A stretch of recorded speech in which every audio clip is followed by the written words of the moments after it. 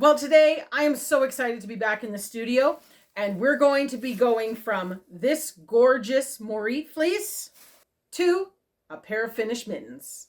So I will be honest, there's been a little cheating going on. We have already gotten the fleece off of our sheep. Coco was a great sport. She produces beautiful fleece for us every year, and I always look forward to carding and spinning it. And we've already washed it up. Now that's something that's a great process to do in the summertime when you have that heat and you can do it outside. But we will be featuring a few videos on it again over the winter because with the wood stoves running, we can always keep producing clean fleece. So here you can see Coco's gorgeous fleece, but something that's unique to a lot of primitive breed sheep is that two types of hair. You've got a long hair, which is the tog, and you've got a nice soft inner coat, which is the Thel. Now, many people will spin this separated. You just take those and you basically pull out all that, and you're left with this fluff. But that process is something that we will talk about and explore a little bit later in the winter when we've got enough time to kind of delve deep into that, because it's going to be fun, I think. But for this particular project, the mittens, we're going to be spinning this in a Lopi style. That means basically that both the types of hairs are spun together in a very loose twist, which keeps them light and fluffy and absolutely wonderful to wear and work with. Through the wonders of technology, editing, and time, we have completed our washing and drying of this fleece. We'll link videos above that you can go and kind of check out that process where we've gone into a bit more detail. But for right now, we're going to take this fleece and we're going to move over to our first machine and get this process started. So the first machine up to make this dream reality is our swing picker. This is new to us. We've been processing fleece for years without one of these, and boy, oh boy, does it make a difference.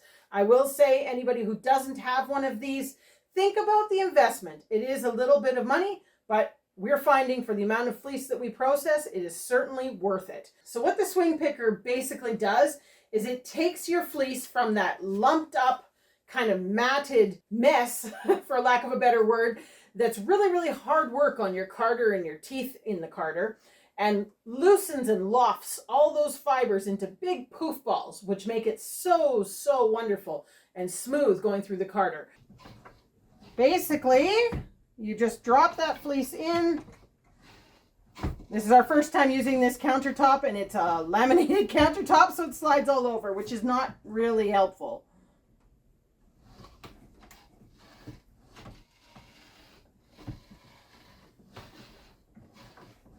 But you can see how fluffy that is when it comes out the other end. It is wonderful and so light, but it is quite matted. If I just take that chunk and I just basically push it back, throw it in there on those teeth, and then pull it, it's pretty hard. Like, I'm pulling pretty hard, and that's not coming. I could probably make it go, but I'm not going to. Now I'm going to go back, and again, there's where I've hit tension, I guess you call it, and I just keep going back. This is definitely a harder chunk. There we go. Now, I used to just try and pull that all apart with my hands, and it didn't take long before you were tired of doing it. So basically, as I pull this back here, you can see the real makings of this swing picker. And what you've got is basically big nail spikes. Those are very, very sharp. This is a very dangerous tool, really. You want to make sure you keep it locked when you're not using it. They basically go in different directions so that it catches the fleece and pulls it apart, kind of no matter how it's laying when you put it in.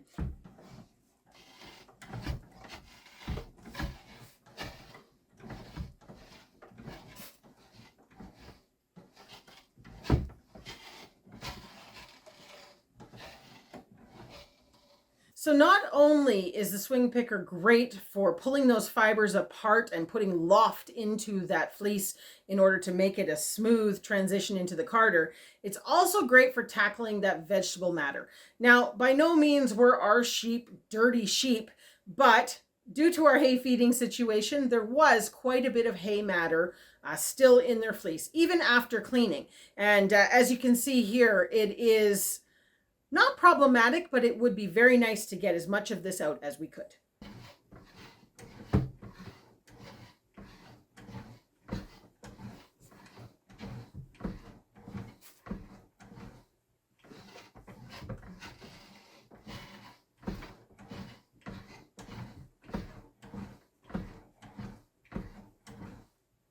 So now we're going to take this fluffy fleece and move on to the next machine, the carder.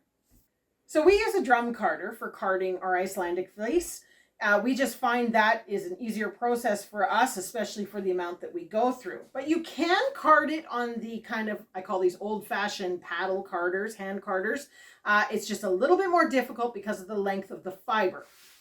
But the basic principles of the carder are, as your fleece feeds through, you're spinning the wheel, which is moving all the needles to pull the fibers all in alignment, which then makes it a lot easier for when it comes time to spinning.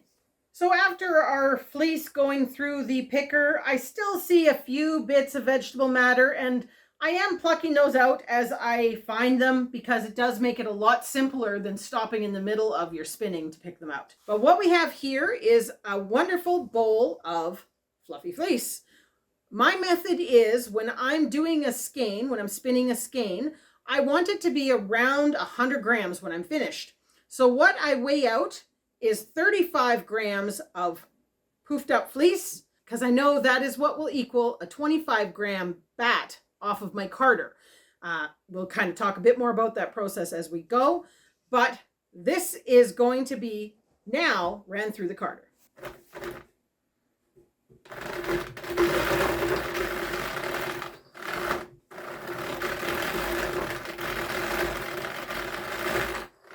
So basically, I'm just kind of picking small amounts at a time and trying to disperse them evenly across the carder.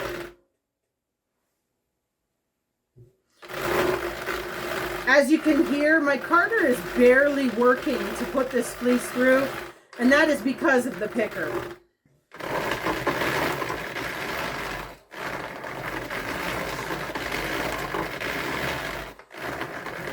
So as you can see here, we're now starting to get fluffies on here, and also little bits of hay, which I am still picking out as we go.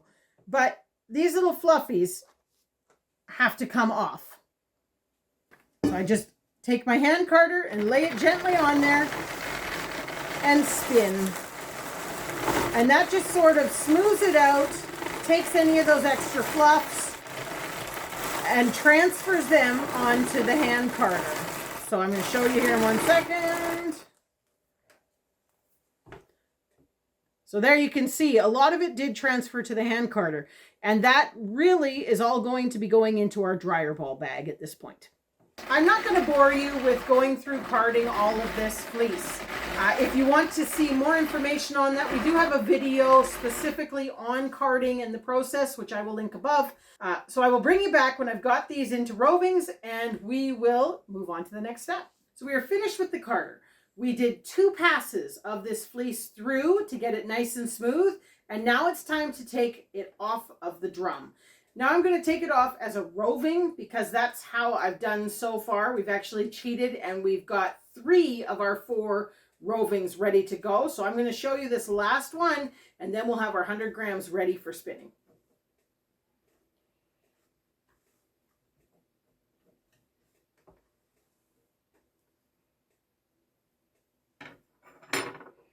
Our fibers are very nicely lined up. And to take it off as a roving, basically what I do is you're just grabbing at the ends and pulling it and moving up. And you can make this as thick or as fine as you want, pending what you are going to be spinning. I find if I pull it too thin right off the bat, sometimes it falls apart while I'm in the middle of spinning. So as you can see, we've got quite the fluff hanging down there in a big tail, I guess you could call it. If you had I believe it's called a diz that you could pull this through. I don't actually have one of those, but it's something that they do to make a roving, basically just pulling it through to get it the right size for whatever you're going to spin. I just kind of eyeball it.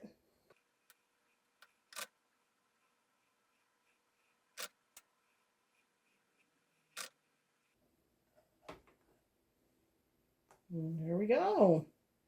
So now at this point, we just start rolling it into what you would typically view as a roving. Like so. And there we go. Now I need to weigh this and make sure that it is at least the 25 grams that I need, because I'm not adding to it now, but that'll influence the size of my skein when I get it off of the spinning wheel. So we're going to quickly weigh this and see what it is in grams. 26.5, which is perfect because there's always a little bit that comes off as you spin.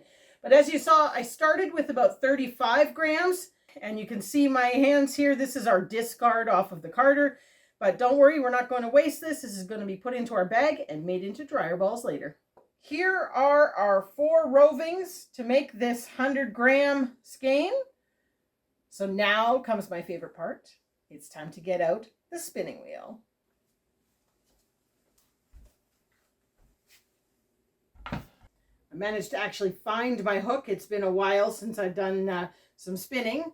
Now, once again, I'm not going into a lot of detail in this video. I do have another video, which I can link above, which is sort of on the spinning, but we're going to be going into a lot more of this stuff over the winter for sure.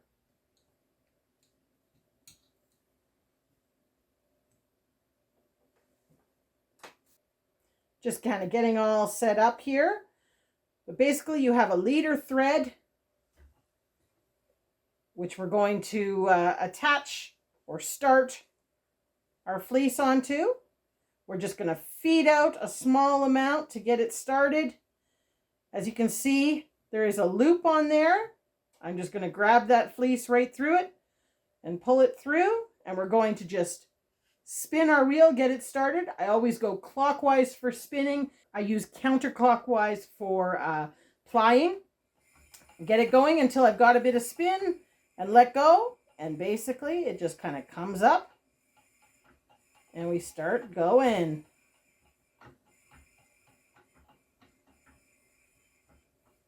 I will admit it was not this easy at first, but once you get into it, you get the hang of it pretty quick.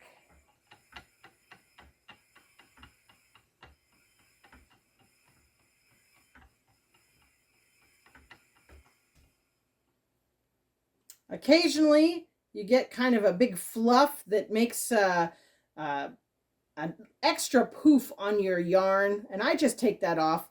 We get quite a collection on the floor before I'm done. And as you can see, we're starting to move forward on the bobbin, and it's starting to wrap loose. This means I need to move over a peg. And then we just start again.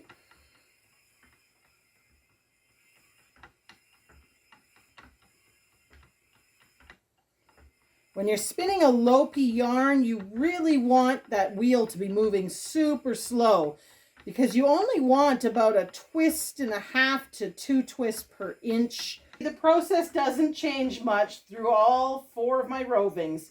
So I'm going to get these all onto this bobbin, and then I'll be back to show you what we do to get them off. We are just about to the end of our last roving. And as you can see, well, you might not be able to see right now because it's spinning quite quickly, but when I stop, you will see that this 100 grams was basically a perfect fill for this bobbin.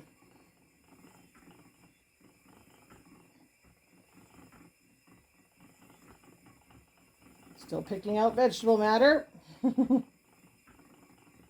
Basically at the end, I just hold it to get a really good twist on there so it doesn't fall apart, and let her go. When that stops, you can see I could have got a little bit more in there, but I want these all to be roughly those 100-gram balls because that's what I'm hoping to sell in the future. So our next step is going to be removing the yarn from the bobbin onto our Nitty Knotty. Now, a Nitty Knotty is a device or a tool. I'm not sure age of this design, things like that, but essentially it's a measurement tool. Every time I wrap my yarn around this, it counts 2 yards. So that allows me to count the yardage on my skein when I'm all finished. So let's get started. First, you got to find the end, which I always end at the same spot, so it's usually not that difficult. I hold in the middle, keeping a tail, and basically just wrap. It's something that is difficult at first, but you do get the knack of the motion, and once you get it, you just can go.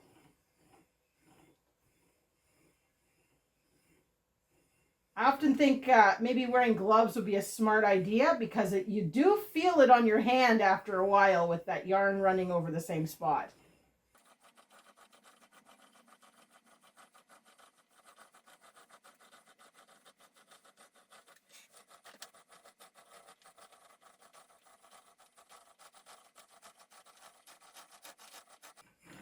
My arm is getting tired, but we're almost at the end. So there we have it all off on the Nitty Knotty. And now it's time to count these. I'm going to be honest, I skipped ahead and counted first. But what I do is basically count each string.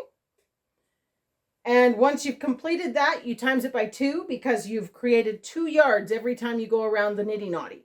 So this here is 130 yards. And as soon as we tie it off and get it off of the Nitty Knotty, we're going to weigh it and get that wrote into my handy dandy book. So our next step is what I call shocking my yarn. There's probably some sort of technical name for it. I don't know what it is. I haven't Googled it, but I could if somebody really wants to know.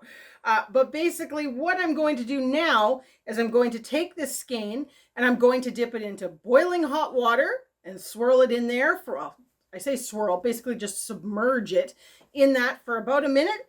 And then I'm going to transfer it to an ice cold water bath.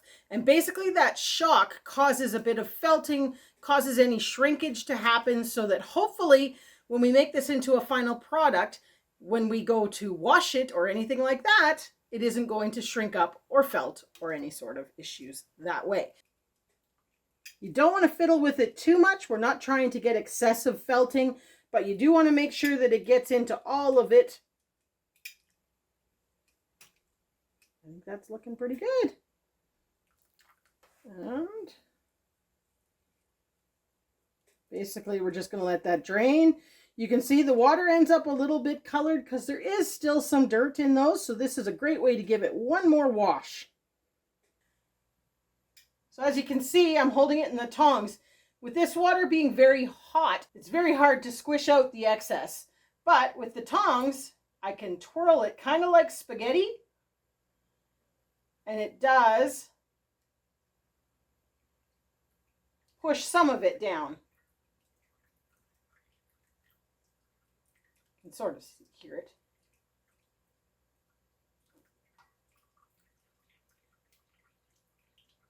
And basically that's as good as it's going to get.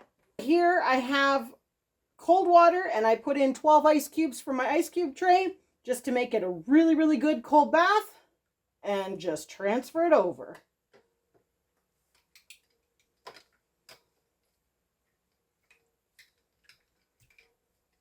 Now, the nice thing is, once you have it in the cold water bath, you can get your hands in there. So this will be a lot easier to wring the excess water out. So now that it's sat in there for a little bit, we're, 40 seconds, a minute, we're now just going to slowly squeeze it out. This can be messy, so this is often better done outdoors if you can, or over a big sink. You don't want to wring it. Resist the urge to wring your fleece or your yarn. You just want to squeeze it and get out as much as you can. And what I'll do is I'll fold it down. I'm making a mess everywhere in the studio. And squeeze it some more. There you can see lots still coming out. And again, no wringing, it's just squeezing it.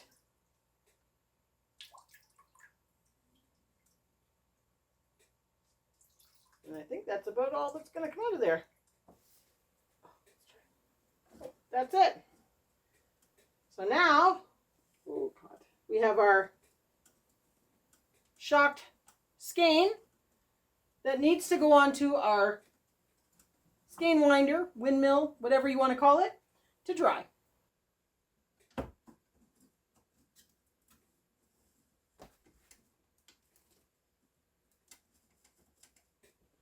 Just kind of shimmy it up as high as you can get it. Put in the brace. And there you go. Now we wait for this to dry. This will probably take about a day or two to fully dry to be ready to be wound. But through the wonders of technology and the fact that I worked ahead and got some ready, we're going to keep going with this in this video. All right, so now that our skein is dry on here, we are going to wind it into a ball and see the finished result. So this has to be one of my favorite tools in the studio. I love being able to make a professional looking ball of yarn. We're threading it through, putting it into the little clamp, and basically after that, all we do is turn, and you'll see it basically just pulls the winder along and spins, and it all just kind of comes off.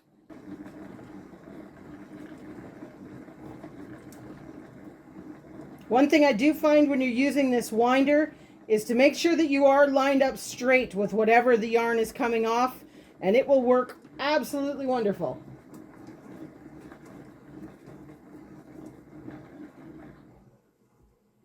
And look at that. That is so beautiful. So all that's left now is to label this and put it away. Essentially, I make a homemade label, put in what sheep it was and the year. So this was Cocoa, spring of 2023. We had 105 grams and 130 yards. I end up just putting it through like that. One day I'll make prettier ones and sell them, but for now, I'm only doing it for myself. And I'll get a little piece of tape, and that'll be like that, and that's how it gets stored. And now we knit. This is a pair of Newfie mittens, or Newfoundland mittens, that I have been working on for a while, and I actually was down to only a small amount left of Coco's fleece. This is from the first ball that I did from her spring fleece this year. So we needed to make some more, and it was the perfect time to make a video. So we're going to get these mittens all finished up so that you can see the end result.